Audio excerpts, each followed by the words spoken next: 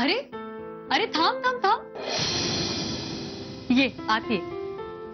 नग का रे, मला भ्या वाटते. भीती वाटते? तुला कोणाची भीती वाटते आता? ते मिशीवाले दादाची. मिशीवाल्या दादांची भीती वाटते? ये पण आता नाही येत त्यात. ये बैस.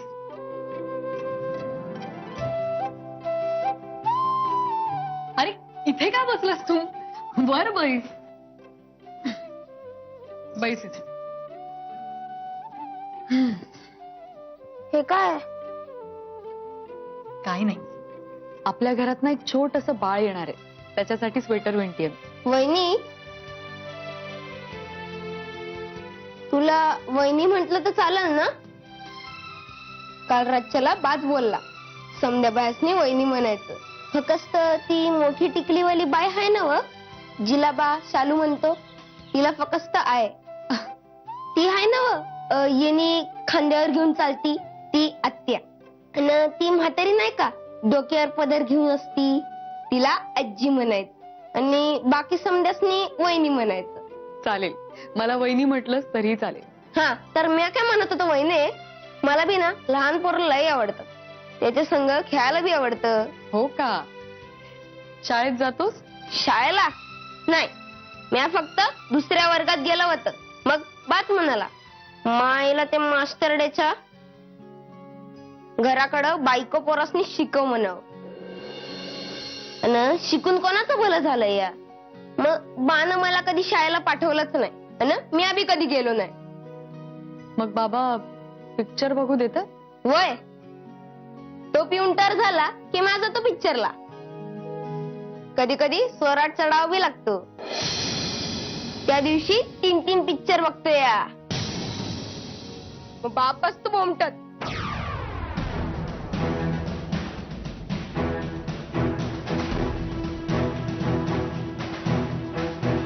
हा काय करत होता इकडे? अहो तो तू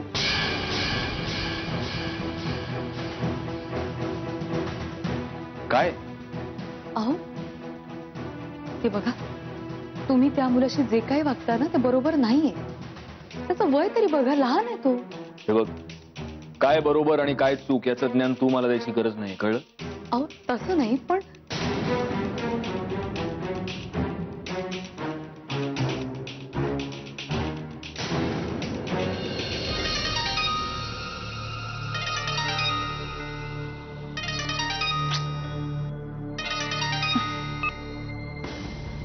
तेरा रास्ता देख रहा हूँ, सिगड़ी पे दिल सेक रहा हूँ.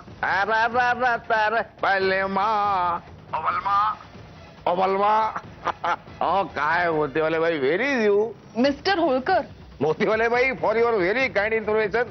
आम्ही हिमालयात गेलो होतो तांबडे बाबाच्या मठात. हो, ते कळलं ना मला. तिथं बाबांनी पर्सनली मला सांगितलं की आमचं यांना कर्तव्य पुन्हा लग्न लग्न मग वाजून टाकू दणक्यात. मग हो का? आणि मग मंजुषाताईंचं काय? त्या पण इथे, तुम्ही पण इथे. यू मी अँड हम, आपण 3 आणि आपले होतील तेवढे. हा, हो का? बरं बरं. मला सांगा, आम्ही इथे नव्हतो, म्हणजे आम्ही तिकडे मठात गेलो होतो, तेव्हा आमचा विरह वगैरे, म्हणजे आमची आठवण वगैरे काही यायची की नाही? आली ना, तुमची खूप आठवण आली, सारखी आठवण येत होती. येते ना. आता आम्ही आलोय ना, आता आमच्याशी गप्पा मारा. बोला आमच्याशी, गप्पा मारा आमच्याशी. गप्पा? गप्पा काय मारायचं आता? मग तुम्ही नसताना आमचं कसं कसं कसं होत होतं तुम्हाला काय माहित? कसं?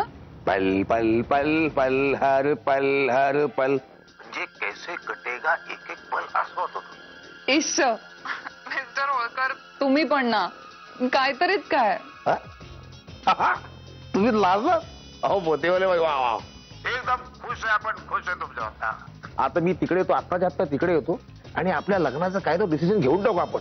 काय कुणाचं काय बघायचं नाही नाही, नको. मी काय म्हणते, मीच येते ना तिकडे, मी तिकडे येते तुमच्या घरी, आणि मग आपण बोलूया. नाही नाही नाही, आता बोलायचं बिलायचं काय नाही, ओरकून टाकू दणक्यात एकदम. कुणाची काही काळजी करायची नाही. नो पंची. ते म्हणा ते इष्ट म्हणा. बरोबर.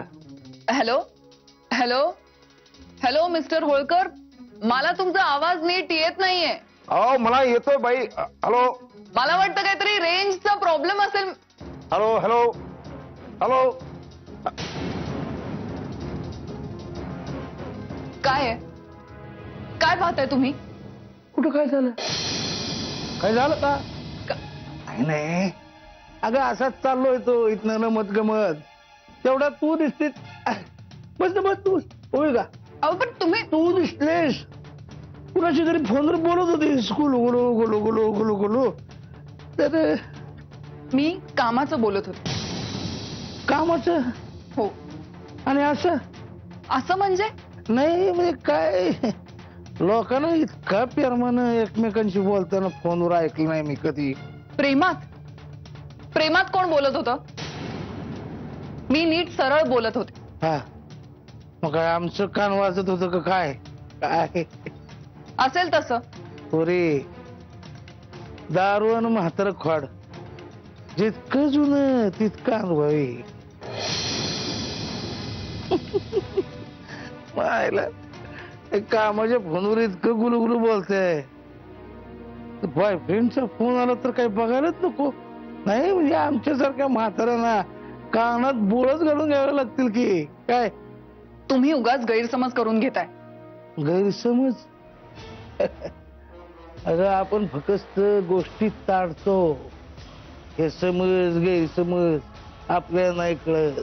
अगं इथं तुझ्या डोळ्यात डोळं घालून उडणाऱ्या पाखराची पिसं मोजू शकतो मी. मला सांगते गैरसमजुतीच. अरे थांब ग थांब. कुठं जातेस? कुठं जाणार आहेस तू? मला ते अगं राहू दे. कामाचं म्हणत आणशील ना तर काम करायला लई माणसं आहेत घरात. कामाचं नाही मला. मला नाही ना मग थांब की. मला सांग तू कधीपासून इथं राहतेस? नाही मी किती वर्ष झालं? झाली 2-3 वर्ष. आणि सत्याच्या लग्नाला किती वर्ष झालं? अजून 1 वर्ष नाही झालं. 2 महिने बाकी आहेत.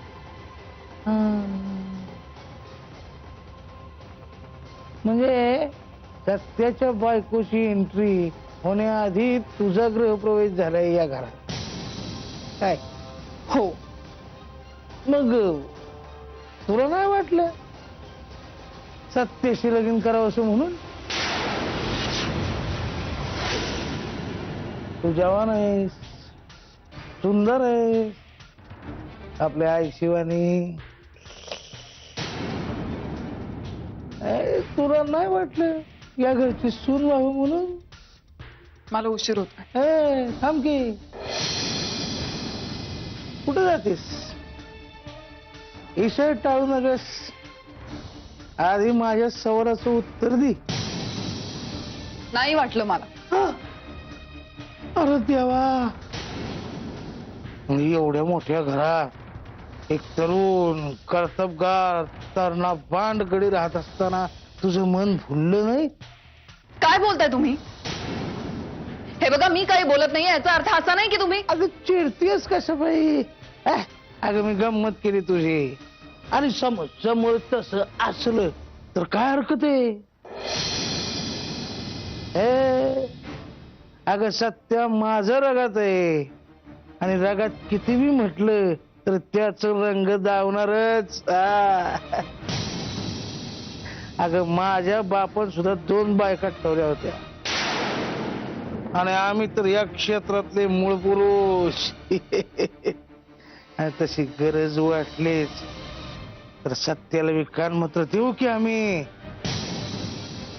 हरकत काय? अरे हाय काय नाही काय काय?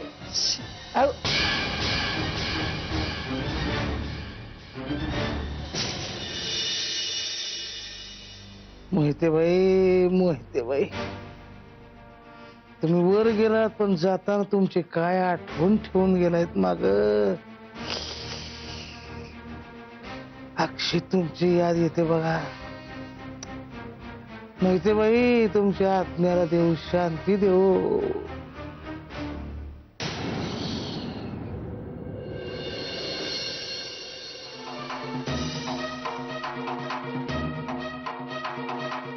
मुर्द्या काय बघत होता तर हाय सो अजून मला वाटलं खपलीस का काय बसल्या बसल्या. तुझ्या तिरडीचा बांबू बसवला तो. अरे अशी सहजासहजी मारायची नाही म्या.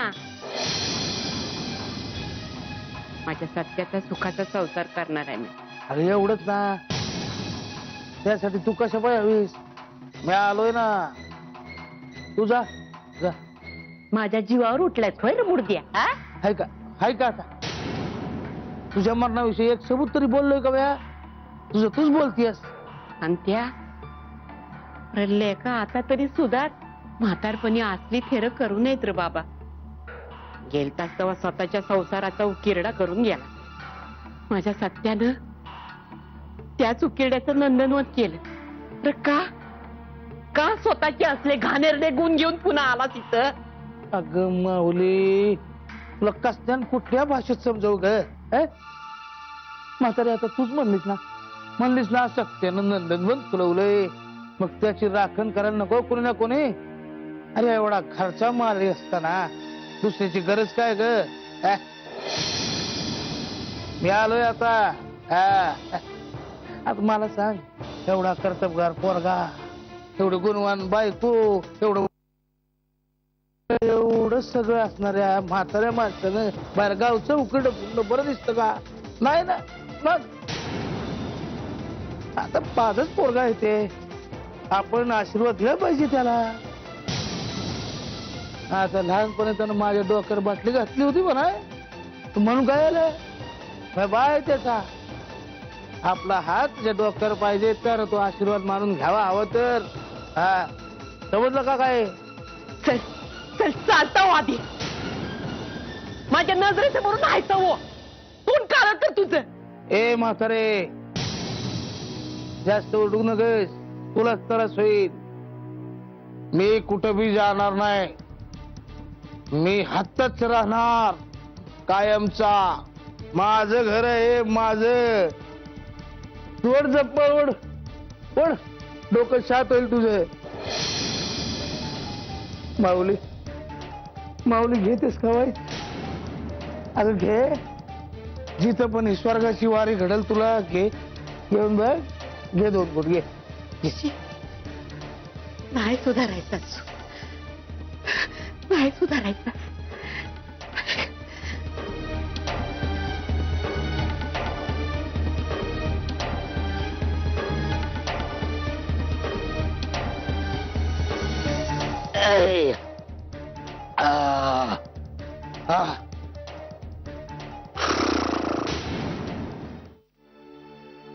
मला पैक पाहिजे.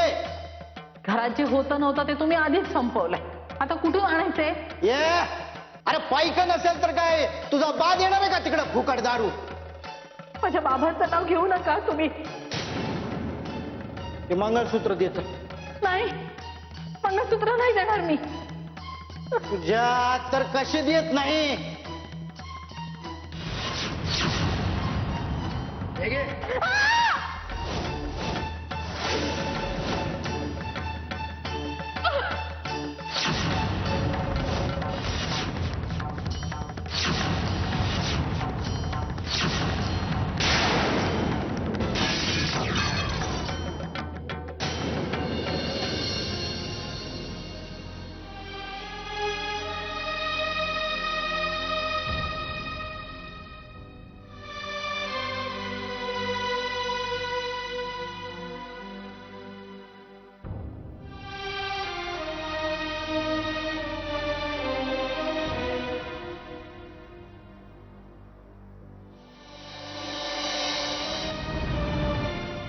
अचानकच सगळ्या गोष्टी घडल्या. मंजिरीच्या मनात 1000 प्रश्न उभे राहिले असतील ना, आणि तुलाही त्या प्रश्नांची उत्तरं द्यावी लागली असतील. प्रश्न तर उभे राहणारच नाही, पण मंजिरी समजूतदार आहे. हो, खरंच समजूतदार आहे पोर.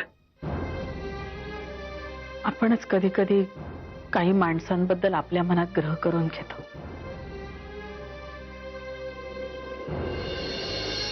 आणि मग ते गैरसमज सुटत नाही. म्हणजे तुझं काय म्हणणं आहे? या माणसाबद्दल मला जे वाटतं ते माझे गैरसमज आहेत. नाही सत्या नाही, मी ह्यांच्याबद्दल बोलत नाहीये, मंजिरीबद्दल बोलत होते मी. ह्यांच्याबद्दल काय बोलणार मी? जो माणूस आयुष्यभर चुकाच करत आलाय, या माणसाबद्दल कसले समज आणि कसले गैरसमज.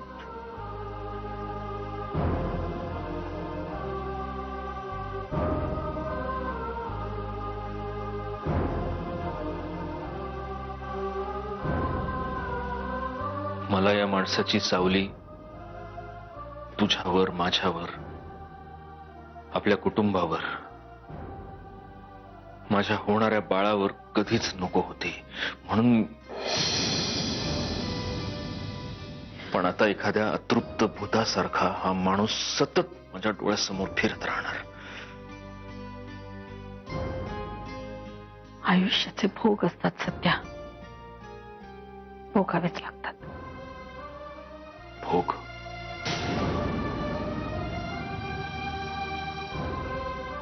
माझं बालपण कष्टात गेलं ही माझी तक्रार कधीच नव्हती आहे. लाखो मुलं असतात जे अगदी आपल्या लहानपणापासून कष्ट उपसतात.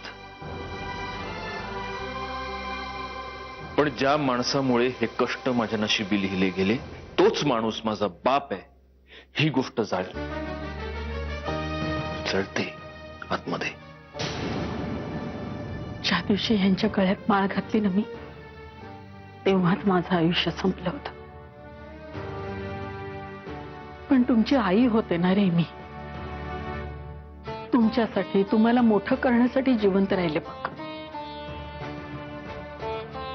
हे वैभव, हा मान मरातब मिळवण्यासाठी तुला कष्ट पडले. ते सगळे कष्ट, त्या वेदना मी माझ्या डोळ्यांनी बघितल्या. तू काहीही बोललास ना तरी मला अजिबात वाईट वाटणार नाही सत्या, खरंच.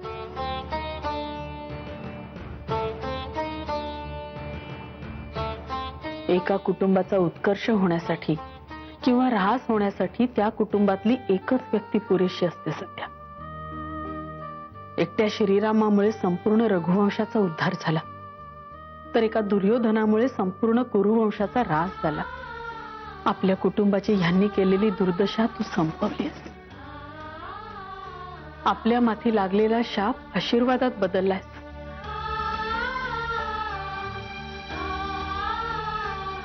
पण तरीही काही शाप सुटता सुटत नाहीत आई.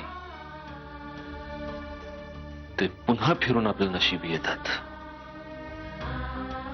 जसा हा आलाय.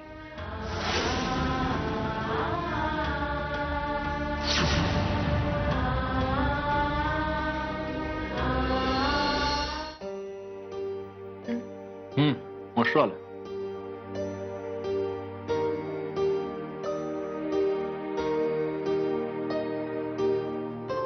अरे बाळा, ये इकडे. अरे ये ना. नाही अरे ये, भूक लागली असेल ना तुला. नको.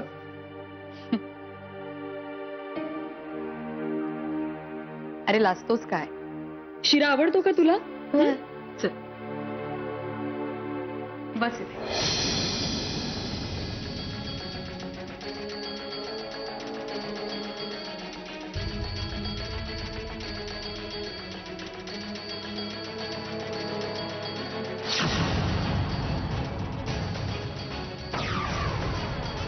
अहो, काय झालं? तुम्ही खात का नाही?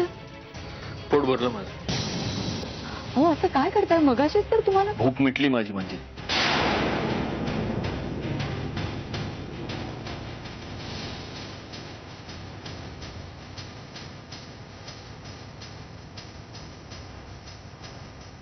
मला कळलंय तुम्हाला काय झालंय ते. अहो, लहान आहे तो अजून, आणि जोपर्यंत तो आपल्या घरी आहे, निदान तोपर्यंत तरी त्याच्याशी असं वागू नका.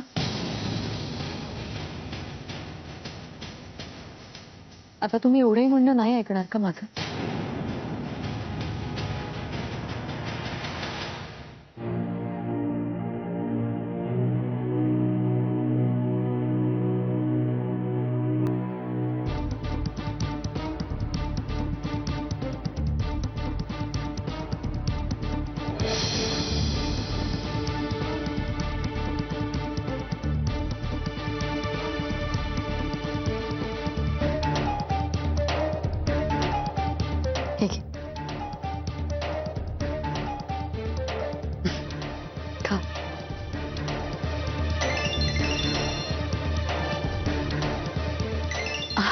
आई, अंकिता काकूचा फोन आहे. हॅलो. हा हा, बोल काकू. हा. काय? अगं पण असं कसं ठरवू शकतो तो अचानक? नाही नाही, मी बोलणार आहे त्याच्याशी. मी करते त्याला फोन. बरं ठीक आहे, बाय.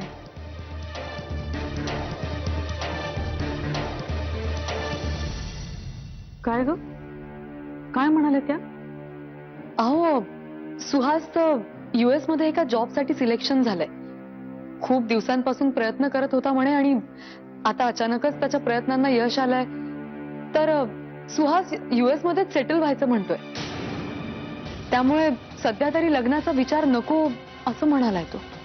जो कुठला मुलगा माझ्या आयुष्यात येईल त्याला मी माझ्या भूतकाळाबद्दल सांगणारच आहे.